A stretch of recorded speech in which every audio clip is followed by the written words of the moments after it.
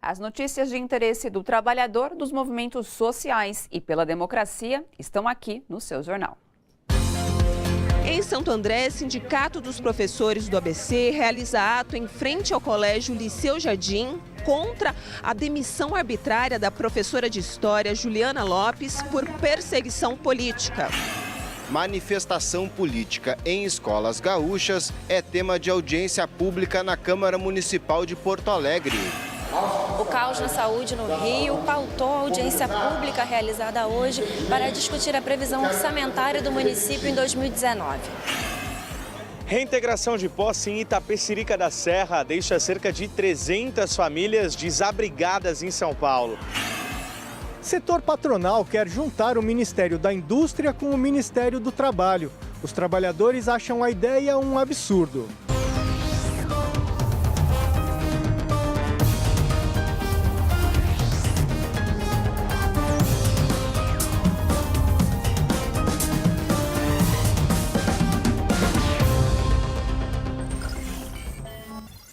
Contra a demissão da professora Juliana Lopes, o Sindicato dos Professores do ABC realizou hoje um ato em frente ao Colégio Andreense Liceu Jardim. Juliana afirma ter sido demitida injustamente após pressão de familiares de alunos que a acusaram de promover doutrinação comunista. A reportagem é de Michele Gomes.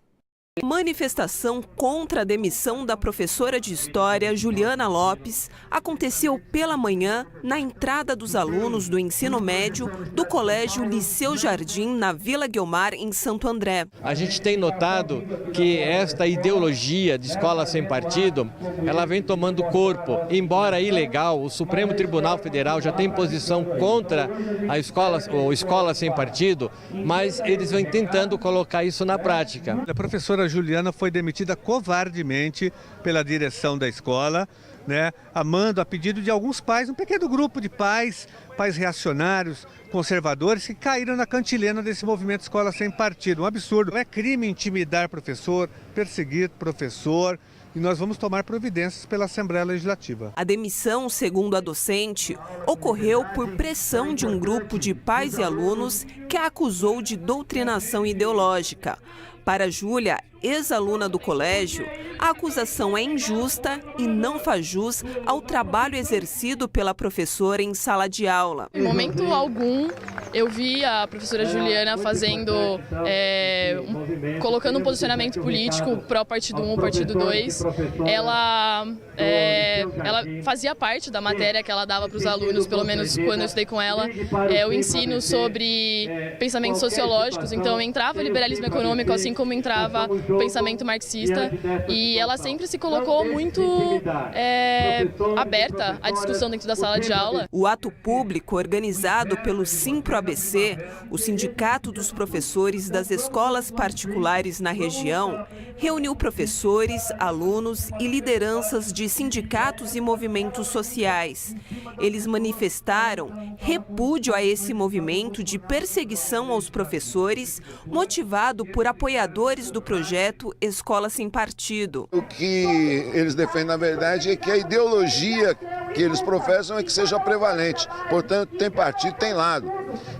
A escola ela não pode se submeter a esse tipo de pressão, sejam de pais ou sejam de outros setores, de gestores e tudo mais. Acho que todas as escolas públicas e privadas devem garantir o que eu disse, a pluralidade, a diversidade. Durante o ato, os manifestantes destacaram a importância da liberdade de cátedra, ou seja, a liberdade do professor para ensinar os alunos a ter informação cidadã e crítica da realidade que vivem. Não existe um conhecimento neutro, não existe nada neutro na sociedade, Quando a gente transmite um conhecimento, é óbvio que ele tem um lado.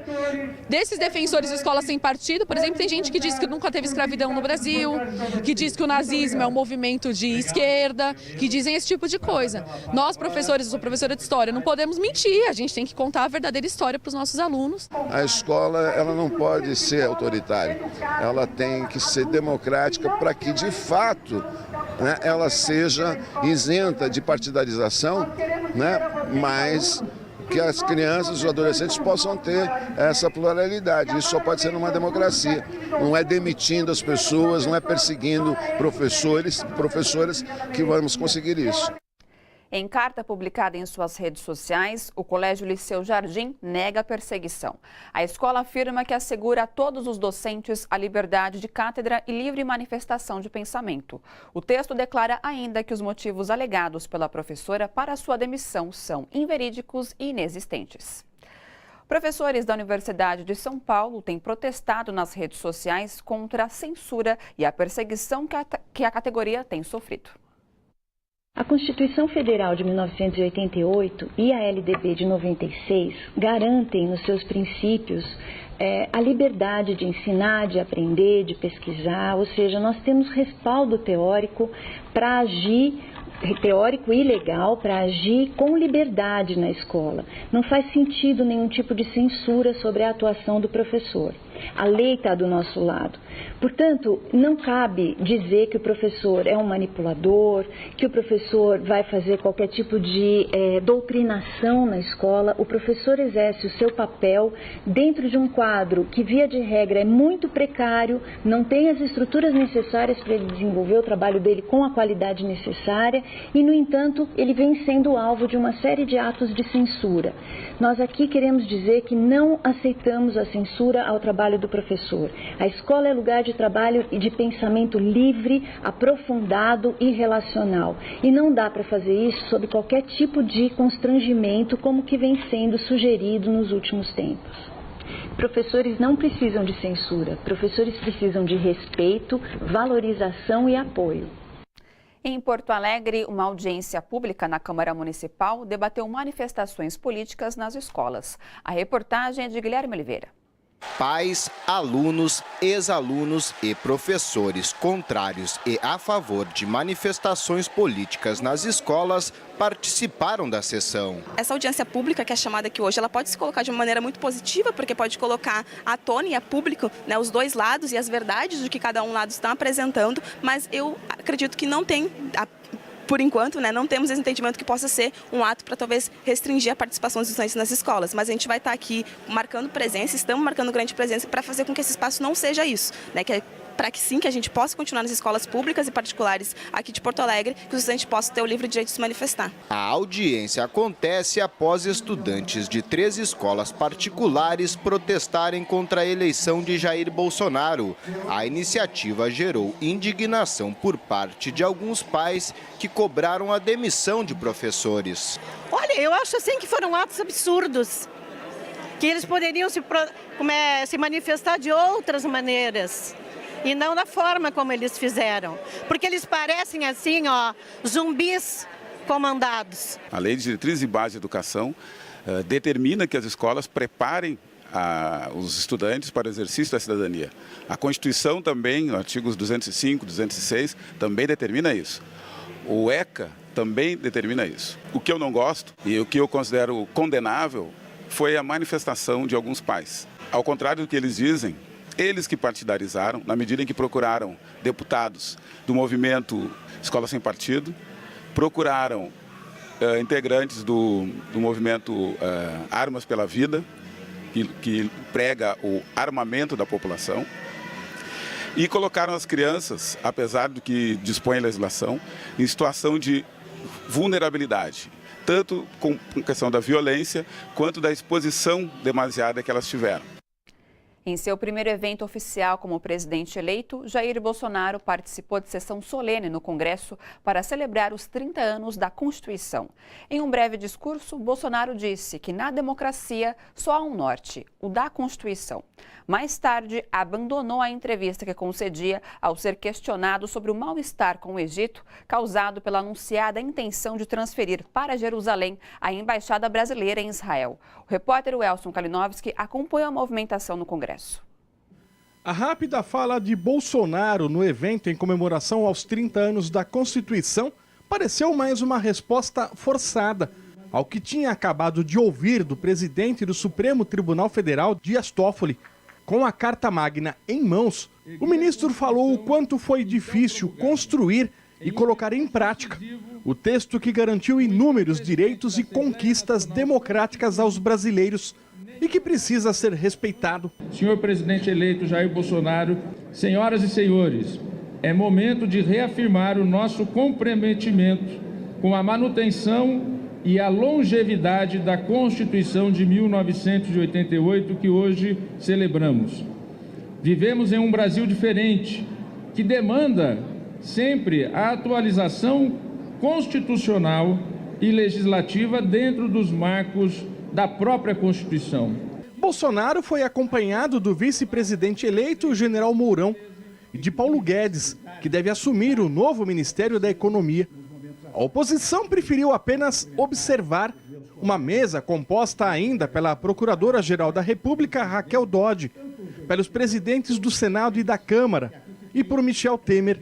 No Salão Verde, os parlamentares afirmaram que a Constituição Cidadã precisa ser protegida dos ataques do atual e do novo governo. A Constituição é a guardiã, é ela que protege a sociedade. E a nossa Constituição, ela é protetora dos direitos civis e políticos. Qual é o nosso papel na oposição? Organizar a resistência, impedir que reformas sejam votadas que retirem direitos sociais, que são cláusulas pétreas da nossa Constituição. Nós temos que reformar, mas não para prejudicar. As reformas que precisam ser feitas na nossa Constituição são as reformas do ponto de vista da regulamentação de muitos artigos que não foram regulamentados.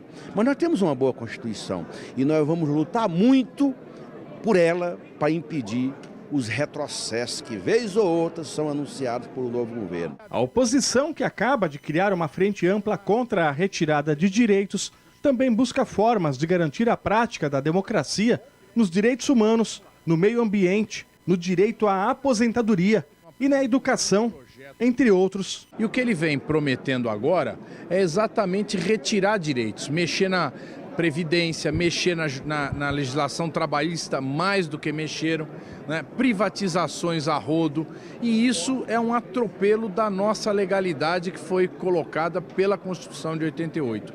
Ele concentra poderes no Moro, concentra poderes no Paulo Guedes, para que eles possam atropelar essa Constituição, manipular a máquina de Estado de uma forma como nunca foi manipulada. Por isso, mais do que nunca, é preciso brandir a Constituição de 88 com os direitos que ela incorporou dos trabalhadores, dos povos indígenas, do racismo como crime inafiançável, como um escudo para todos nós, porque esses direitos estão visivelmente ameaçados. Se olhar a história parlamentar, que é até maior do que a história militar do presidente eleito, você vai ver que o discurso dele vai sempre na direção de afrontar direitos constitucionais.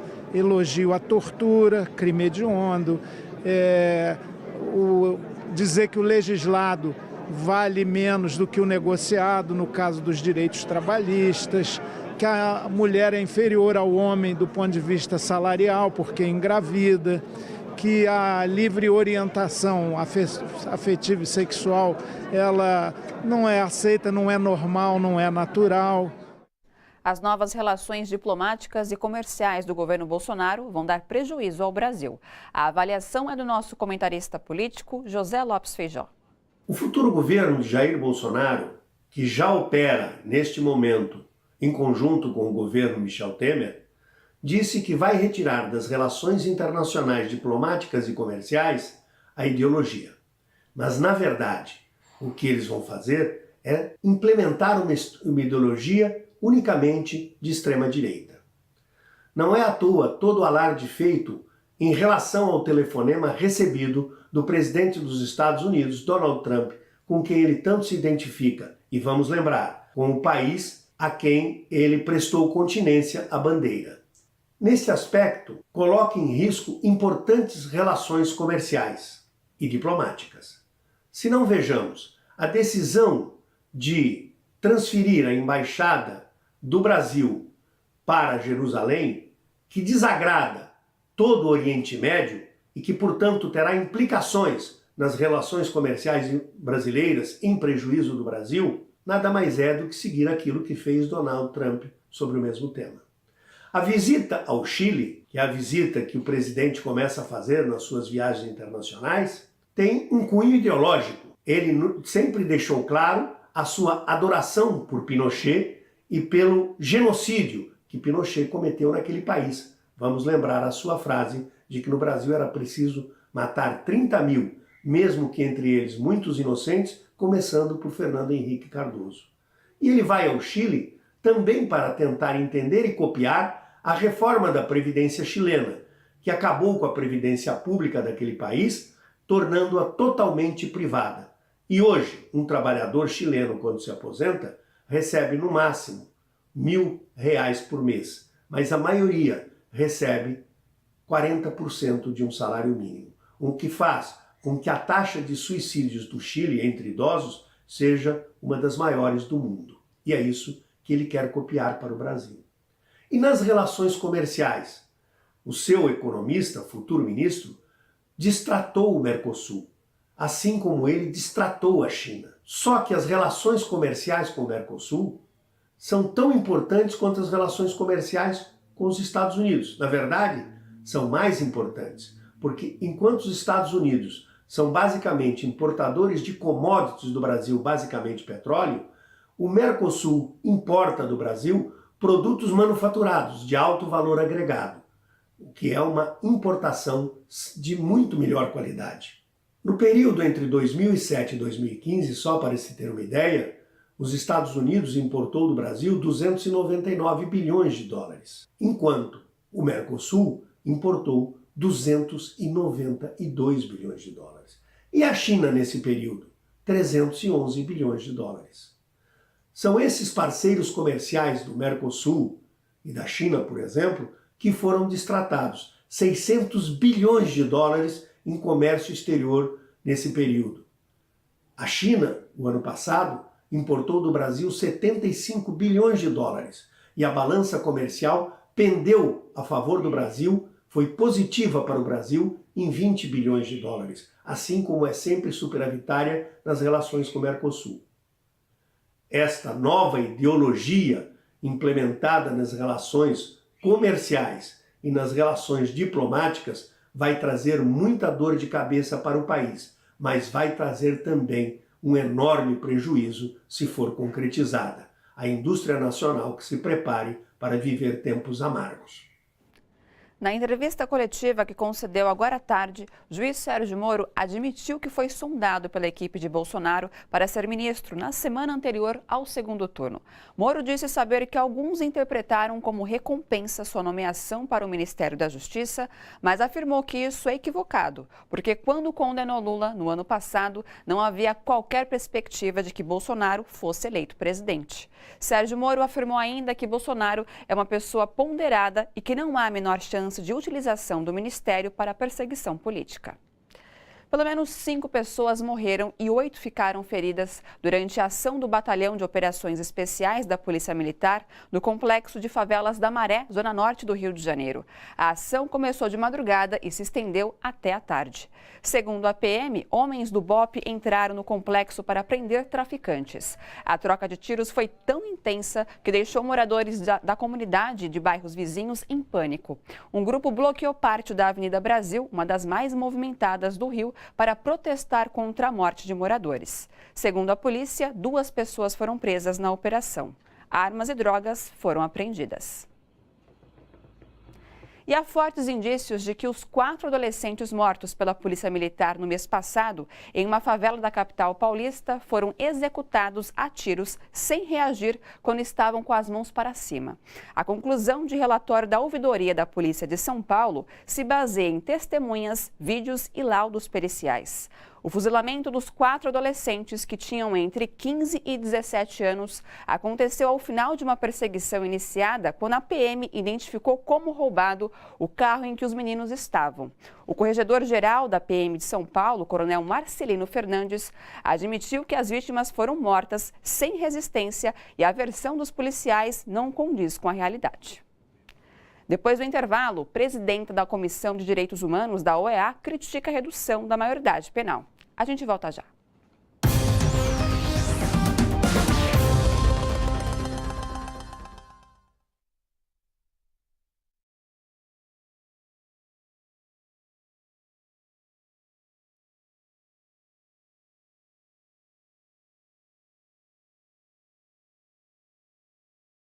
Olá, pessoal das redes sociais, uma excelente noite a todos e a todas que nos acompanham e vamos aos comentários.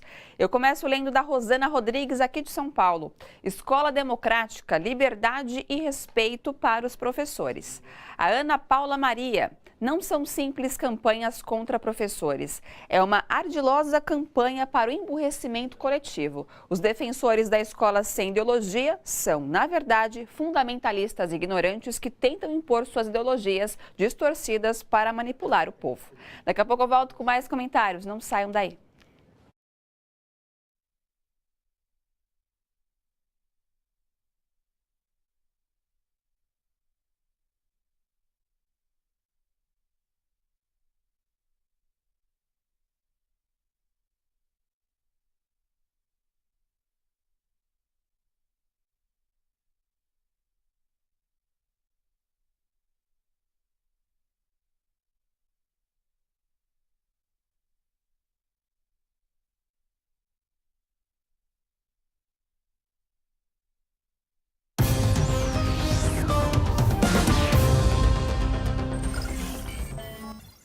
Até segunda-feira, uma delegação da Comissão Interamericana de Direitos Humanos da OEA observará áreas urbanas e rurais em 8 estados brasileiros. Os representantes da Organização dos Estados Americanos se reunirão com defensores de direitos humanos e autoridades. Um dos temas em destaque será o assassinato da vereadora Marielle Franco. A presidenta da Comissão Interamericana de Direitos Humanos, Margareth Macaulay, criticou a redução da maioridade penal defendida por Bolsonaro e bolsonaristas. Ela disse que crianças e jovens com até 18 anos de idade não devem ser encarcerados. A audiência pública na Câmara de Vereadores do Rio de Janeiro tratou dos cortes de verbas para a saúde. Veja na reportagem de Viviane Nascimento. Indignação com a situação da saúde na cidade. Revolta com a diminuição de mais de 700 milhões do orçamento da pasta para 2019 e com a possibilidade de desmonte da estrutura de atenção básica por parte da Prefeitura. Essa redução orçamentária para 2019, ela está muito mais concentrada na atenção básica, que são os postos de saúde, os CMS, as clínicas da família que estão próximas da população. Então, para isso, ela já está apresentando um plano de demissão em curto prazo, com dissolução, desfazendo, não deixam de existir, 184 equipes de saúde da família e 55 equipes de saúde bucal. A gente sabe que o plano da Prefeitura, e isso foi colocado na imprensa pelo próprio secretário da Casa Civil, pretende chegar a pelo menos 300 equipes. O que é preciso a Secretaria fazer imediatamente é acabar com esse modelo de gestão PROESS, que é um modelo falido, mostra que ele é caro e está atendendo mal. Os hospitais todos estão com problemas com o OS e eles resolveram cortar no servidor, exatamente nos profissionais que trabalham na área e no atendimento às pessoas. A Prefeitura alega uma estratégia de otimização das equipes com remanejamento de profissionais de áreas com pouca demanda. A gente utilizou, nesse estudo, alguns critérios que pudessem ter orientado, norteado, esse redesenho. E um deles foi a questão do número de cadastrados. Tá? A gente também utilizou a frequência de utilização do usuário por parte desses equipamentos e a gente chegou numa análise que pôde fazer com que a gente chegasse a essa conclusão. Opinião refutada por quem presta atendimento direto à população. Essa é uma justificativa de quem não conhece o que é a saúde no município do Rio de Janeiro. A Secretaria não vai nas unidades, não conversa com a população, por isso acha isso. A realidade é que a gente precisa de mais profissionais. Rui Teixeira é um dos profissionais que já foram demitidos. 2 equipes desfeitas na zona norte da cidade atendiam áreas populares como o Complexo da Maré e do bairro da Penha. Não foi passado por parte da coordenação nenhum motivo técnico claro em relação à escolha dessas 2 equipes, tendo em vista que dentro da área 3.1 eram as 2 equipes do Núcleo de Apoio à Saúde da Família que mais cobriam a população. Juntas a gente cobria 90 mil pessoas, 1/3 da rede está com salários atrasados desde setembro. Outros trabalhadores tiveram seus salários parcelados, tendo recebido apenas 5% do valor devido. Além disso, faltam insumos básicos e estrutura de atendimento à população. O que me faz continuar essa profissão são os usuários que eu atendo e a importância do SUS para a população. Reintegração de posse na ocupação Chapecó da Serra retira mais de 200 famílias de um conjunto habitacional no extremo sul de São Paulo. Os ocupantes afirmam que vão continuar na luta por moradia digna. A reportagem é de Leandro Chaves. Foi assim que o dia começou para centenas de famílias na região de Itapecerica da Serra, extremo sul de São Paulo. Tudo que eles têm tirado de dentro de casa e amontoado na rua. O olhar da dona Rivanilda revela o que ela sentia. Não tenho condições de pagar um aluguel, não tenho nem condições de pagar um carreto para levar minhas coisas. Não sei para onde ir, não sei onde é que vou colocar meus filhos. Minha filha menor tem 5 anos, então eu vou colocar ela onde? A reintegração de posse na ocupação Chapecó da Serra começou por volta das 6 horas. Um grande contingente da Polícia Militar foi chamado e um helicóptero da PM sobrevoava o local. A tropa de choque também foi acionada e toda a área cercada. Ninguém podia entrar. Sem ter o que fazer, os moradores foram deixando as residências pouco a pouco. Muitas coisas que nós deixou, não conseguiu levar muitas coisas, só a metade. Aí, a metade nós deixou aí, porque não tinha como levar. A gente está aqui porque a gente precisa. Talvez se eu não precisasse, eu não estava aqui numa situação dessa. Entendeu? Porque às vezes a gente não tem nem para comprar uma comida, imagina para pagar um aluguel. Eu vou ficar na rua. A reintegração aconteceu pacificamente, sem tumultos. O conjunto habitacional Mboimirim foi construído pelo programa Minha Casa Minha Vida. Os 816 apartamentos ficaram prontos em 2015, mas seguiram vazios. A Frente de Luta por Moradia revela que as famílias cadastradas se recusaram a ir para o conjunto pela falta de estrutura na região. São as famílias do Horizonte Azul, entendeu? Famílias essas que já criaram toda uma situação lá de moradia, os filhos nas escolas. E eles avaliaram pela casa que eles têm, e tem alguns comerciantes, entendeu? Então eles avaliaram que o apartamento não seria adequado e nem correspondia também o valor da casa qual eles moravam. Ficaram vazios, então aí as famílias ocuparam novamente. Agora, sem ter para onde ir, os desabrigados prometem ficar acampados na frente do conjunto habitacional. Nós tentamos diversas vezes, junto à Prefeitura aqui de Itapecerica da Serra, junto com a Caixa, no CDHU, tentar buscar um projeto definitivo para as famílias, mas esse projeto é a longo prazo. Vai ficar em situação de rua. Mas o que é que nós podemos fazer, né? Infelizmente vai ser aqui que vai ser a moradia deles. Estamos sem teto mesmo, fazer o quê, né? Quem sabe assim a gente consegue que os governantes vejam o que realmente acontece com essas famílias e acaba fazendo uma luta para criar realmente uma proposta habitacional que não existe no nosso país. Criado há pouco mais de um mês, o canal Pop Rua reúne vídeos de denúncias de violações que as pessoas em situação de rua sofrem diariamente. E para falar mais sobre o canal, eu converso agora com o presidente do Movimento Estadual da População de Rua, Robson Mendonça. Robson, boa noite, seja bem-vindo aqui no seu jornal. Tudo bom? Tudo bom. Bom, Robson, para a gente começar aqui o nosso bate-papo, né, a gente vai falar sobre o canal Pop Rua. Eu gostaria que você falasse mais dele, o objetivo, né? A gente viu que ele serve tanto para as pessoas denunciarem as violações da população em situação de rua, mas também tem outro objetivo, né? Gostaria que você falasse um pouquinho mais. Bom, nós criamos esse canal com 2 objetivos. Seria um meio de comunicação de passar à população em geral as violações de direitos que a população sofre na cidade de São Paulo, não só na cidade, mas todo o estado de São Paulo. E outro, formar jovens na questão de áudio e vídeo, né? Para que eles possam se profissionalizar e depois ter uma capacitação profissional melhor e vir trabalhar nesse ramo, né? Então, esses foram os 2 objetivos que criamos o canal Pop Rua. E de onde que surgiu a ideia? Quem teve a ideia, Robson? Eu tive essa ideia porque são poucos emissoras de televisão que não são vendidas para o governo, né? Uhum. Eu conheço, na verdade, só 2 canais, que é vocês e a TV Cultura. O demais é tudo governo, é tudo... quem manda é a grana, quem manda é o Estado.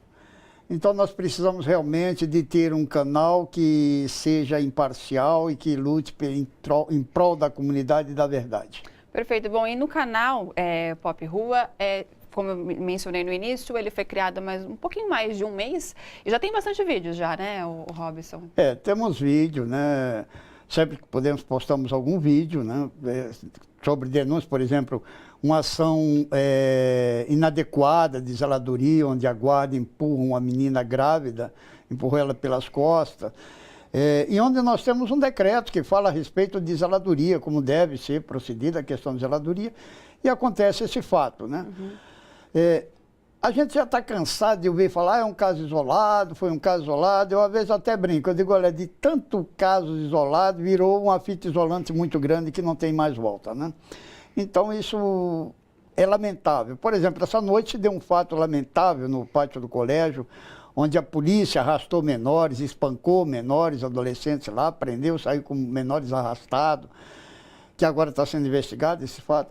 Então, as violações de direito estão completamente, agora, nessa atual conjuntura política, ficou Esse momento fora de de controle. retrocessos, né, de retiradas de direitos da população, né, em situação de rua, né, Robson? Ficou mais complicado. Você vê que a população em situação de rua aumentou muito na cidade de São Paulo. Hoje são mais de 32 mil moradores em situação de rua, né? E política pública a gente não vê. Por exemplo, se critica moradores de rua por fazer sua necessidade fisiológica nas calçadas, mas não se critica os gestores, inclusive o atual governador, que ainda não assumiu, mas ganhou a eleição, Dória, que fez muita coisa mesmo. Por exemplo, uma das coisas fantásticas que ele fez foi tirar a condução escolar. Outra coisa fantástica que ele fez foi tirar o leite das crianças. Só te interrompendo um minutinho, Robson, a gente está vendo imagens de um dos vídeos do canal Pop Rua, e é um momento da questão de retiradas, né? Isso, foi a questão da retirada, onde de fato ele cometeu esse ato. A menina vem de lá e vai passar no meio dele, ele empurra ela por trás, depois ela reage e ele diz que ela está agredindo ele.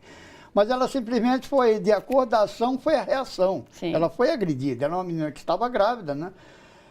Quase na metade do vídeo ali, que ela vem de lá para cá e passa perto do guarda. Ela acaba sendo empurrada. Né?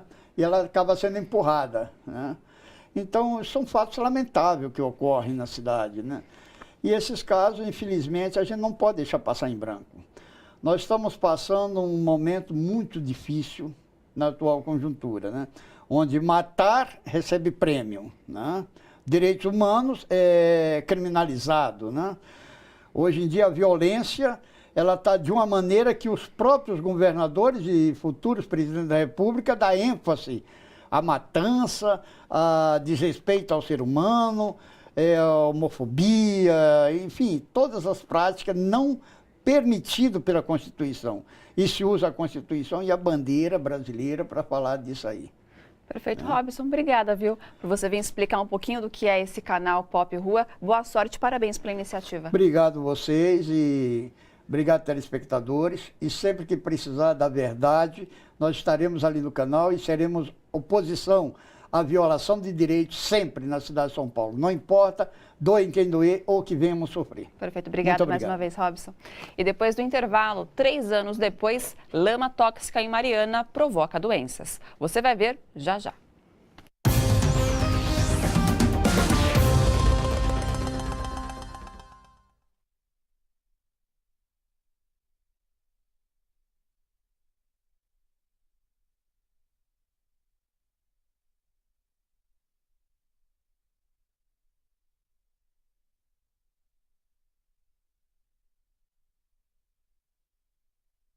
Pessoal das redes sociais, voltei com os comentários e eu leio do José César Pereira. Perseguições a professores, alunos de universidades são indícios claros de autoritarismo de um governo que sequer ainda tomou posse. E o Leopoldo Antunes, a nossa luta já começou. É estudante junto com o trabalhador. E a Luzia Monteiro, um povo que persegue seus professores não sabe o que é educação. Não saiam daí que daqui a pouco eu volto com mais comentários.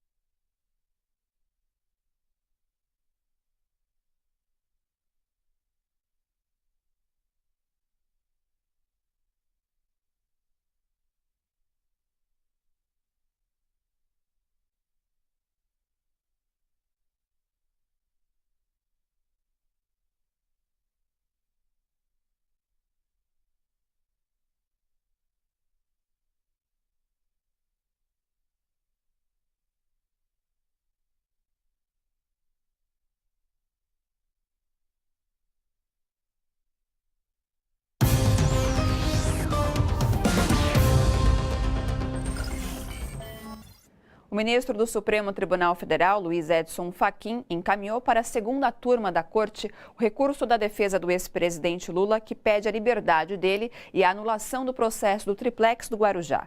O recurso se baseia na indicação do juiz Sérgio Moro para o Ministério do futuro governo. Para a defesa, o fato de Moro aceitar o convite de Jair Bolsonaro mostra que faltou imparcialidade ao julgar Lula. Fachin pediu que, em 5 dias, o Superior Tribunal de Justiça, o TRF4, e a Justiça do Paraná prestem esclarecimentos sobre a tese da defesa do ex-presidente. E a França prendeu hoje 6 pessoas suspeitas de organizar um plano para atacar o presidente francês Emmanuel Macron. Segundo o Ministério do Interior do país, todos os envolvidos têm conexões com a extrema-direita. Ainda de acordo com o Ministério, os investigadores trabalham para precisar a natureza e a gravidade da ação. Veja agora outros destaques desta terça. Empresas de comunicação como a Fox News, CNN e NBC e de mídia como o Facebook retiram propaganda do presidente dos Estados Unidos, Donald Trump, sobre imigrantes latinos. O vídeo, considerado racista pelas emissoras, faz parte da campanha eleitoral de Trump e compara um criminoso mexicano condenado por ter matado um policial com os imigrantes da caravana a caminho dos Estados Unidos. Equipes de resgate encontram um corpo de um homem após queda de 2 edifícios em Marsella, sudeste da França. Ainda há entre 5 e 8 pessoas desaparecidas que podem estar sob os escombros. Segundo autoridades, o imóvel estava em condições precárias e deveria ter sido esvaziado.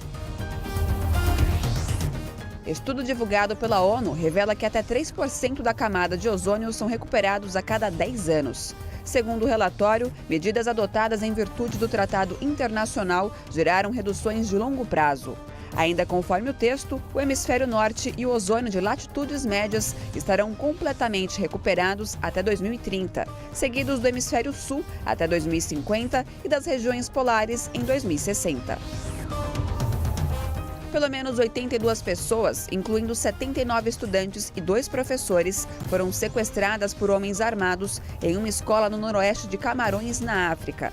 O caso ocorreu em uma região mergulhada em um conflito armado entre separatistas e as forças de segurança. Ainda não se sabe ao certo quem são os responsáveis pelos sequestros.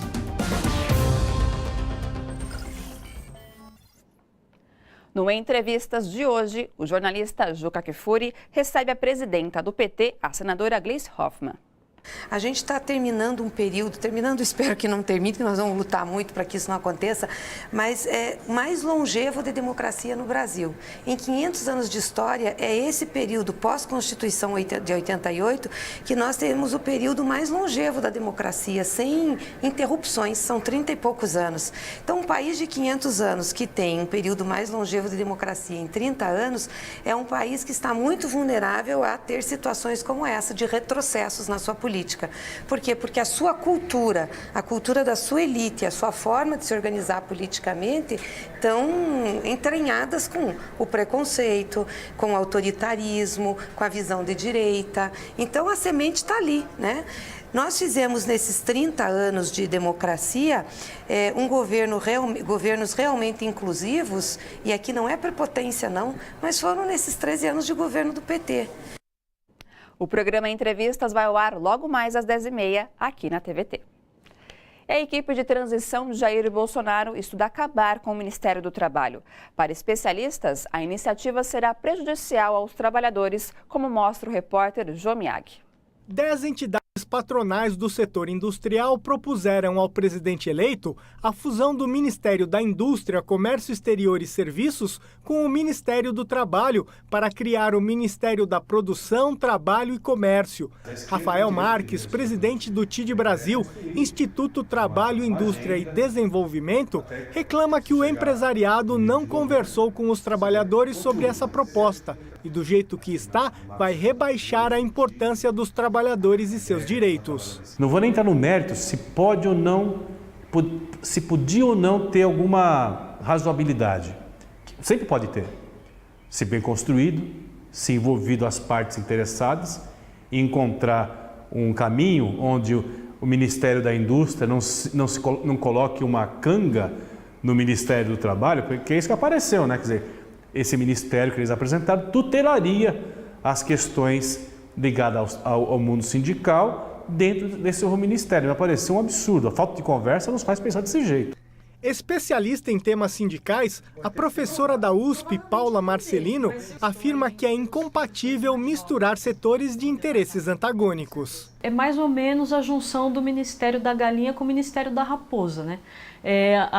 Você desenvolve políticas industriais e, ao mesmo tempo, coloca dentro do Ministério, administrando a mesma pasta, aqueles agentes da burocracia de Estado que são encarregados de fiscalizar o trabalho. O presidente eleito, de fato, quer acabar com o Ministério do Trabalho, mas ainda não definiu o que vai fazer. A socióloga explica que a atuação do Ministério é fundamental para os trabalhadores. Essa divisão ela garante, de alguma forma, uma independência entre as várias pastas do governo federal e a possibilidade que a fiscalização de uma dessas pastas interfira no bom desenvolvimento da outra, inclusive. Que é isso que a gente tem mais ou menos garantido quando os dois ministérios do Trabalho e da Indústria e Comércio são separados. Eles trazem as atribuições do Ministério do Trabalho para o Ministério da Indústria. Não é fusão, é o Ministério da Indústria prevalecendo sobre o Ministério do Trabalho. Foi isso que transpareceu nas notícias que foram dadas ontem. Então, não podemos concordar. No governo Temer, os direitos dos trabalhadores foram rebaixados com a chamada reforma trabalhista, com a aprovação da terceirização irrestrita e com a possibilidade de aprovação da reforma da Previdência. No futuro governo Bolsonaro, a situação não deve ser muito diferente. A tendência é que o regime vá se fechando. Se consolida a forma Bolsonaro de fazer política, a tendência é que, aos poucos, o processo democrático vá se fechando e os movimentos sociais no geral, movimento no qual a gente pode incluir o movimento sindical, eles vão passar a ser reprimidos com toda certeza. Só uma pequena correção, o programa Entrevistas vai ao ar às 10 horas e não às 10h30, como eu havia falado anteriormente. E 3 anos depois, a lama tóxica que atingiu mais de 40 cidades na região de Mariana, em Minas Gerais, ainda coloca em risco a saúde dos moradores. A reportagem é da Rede Minas. Desde o rompimento da barragem de Fundão, a Samarco sempre fez questão de ressaltar que a lama de rejeitos que atingiu a bacia do Rio Doce não é tóxica, mas um estudo feito com um grupo de moradores aqui em Barra Longa constatou um alto nível de metais no organismo, o que pode colocar em risco a saúde no município, que hoje tem cerca de 6 mil habitantes. O relatório, que incluiu exames feitos nos laboratórios da USP, constatou a intoxicação por metais pesados. Ocorreu que a lama secou e com isso ela se tornou um pó na cidade, as pessoas respiraram esse pó por um longo período, ainda respiram esse pó em algumas localizações, e então é uma população que foi, na minha opinião, entre todas as 40 cidades, a que sofreu maior exposição a essa lama tóxica. André e o caçula Nicolas também estão sendo acompanhados pela médica de São Paulo. Os exames constataram níveis elevados de arsênio e de níquel no organismo da mãe e do filho, que apresentam um quadro cíclico de coceira e problemas respiratórios. Dor de cabeça, dor nas pernas, diarreia, e eu comecei meus cabelos a cair, sobrancelha minha começou com falha e assim, e muita dor de cabeça. Grande parte dos rejeitos que inundaram Barra Longa foram levados para o Parque de Exposições, às margens do Ribeirão do Carmo, que banha a cidade. Houve um racismo ambiental, que a parte mais rica da cidade foi limpa, foi reformada, tanto é que está aí bonitinho aí, quem chega acha que está tudo normal, mas a lama foi varrida para debaixo do tapete. Um perigo iminente, de acordo com esta especialista em saúde pública e psicóloga, faz parte da assessoria técnica dos atingidos. Temos o problema da saúde, que tem a ver com a lama continuar dentro da cidade, e a gente tem um problema da saúde que tem a ver com as violações de direito que ainda acontecem. Então as pessoas passaram por aquele trauma há 3 anos, continuam passando pelo trauma, né, de não saber se a barragem vai romper de novo, né, pela desinformação de eu tive contato com essa lama, o que vai acontecer? Eu posso tomar essa água? Eu posso comer essa comida que está aí, eu posso tomar desse leite, né, que tá, eu posso respirar desse ar que está aqui, né? Como que está assim, dessa desinformação, né? Eu não sei como que é viver em Barra Longa, isso me faz mal ou não. Então tudo isso também gera, né, uma angústia muito grande. Investimento na precaução, na prevenção, não é um custo extra. Na verdade, é um seguro contra o desastre.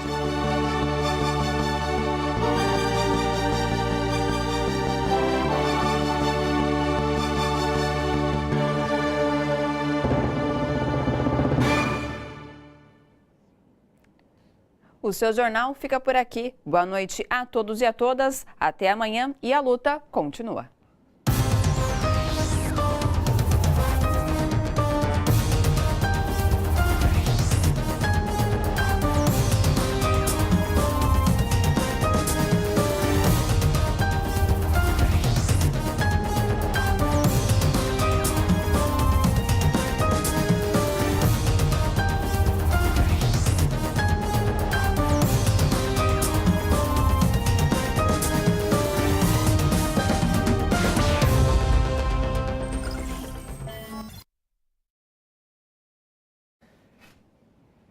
Pessoal, continuo lendo os seus comentários e a Marinalva Pessoa de Recife escreveu: é muito triste esses desmandos. Temos que voltar às ruas para resgatar nossos direitos e nossa democracia. E a Fátima Vaz de Salvador: Gleisi é uma verdadeira guerreira que luta incessantemente por um Brasil mais justo e democrático. Vale muito a pena assistir a entrevista com ela. Não perca, às 10 horas da noite. Bom, eu agradeço a todos então que participaram aqui comigo, interagiram mandando comentários. Continuem participando. E não se esqueçam, amanhã, a partir das 7 da noite, tem mais notícias e informações aqui no seu jornal. Beijo grande, até lá!